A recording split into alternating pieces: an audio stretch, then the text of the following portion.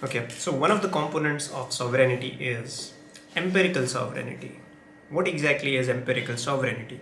So, to understand it in a very simple language, empirical sovereignty deals with the legitimacy of an institution to call itself sovereign. Okay, in the context of Bharat, okay, the sovereign body that we have is our Lok Sabha, largely the parliament. Okay, so how does parliament get its legitimacy to call itself sovereign?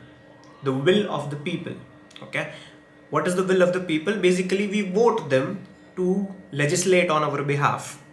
Okay, so that is how you determine the will of the people, general will of the people. Okay, so that is how it derives its legitimacy to call itself as a sovereign body. Okay, now if you had to keep some check boxes, okay, if you needed some prerequisites, how do you determine if a body is sovereign or not? Okay, so it essentially must have two conditions. These two conditions were articulated by Jean Bodin. Jean Bodin was a French political philosopher because, like I said, sovereign is a word that has come out from French language, and the root that it has in the French language was taken from the Latin language. Okay, so Jean Bodin says if you want to know if a body is sovereign or not, there are essentially two conditions. Number one is the body absolute? Meaning, is it so if a body is sovereign, it must not be bound by the laws of its predecessors.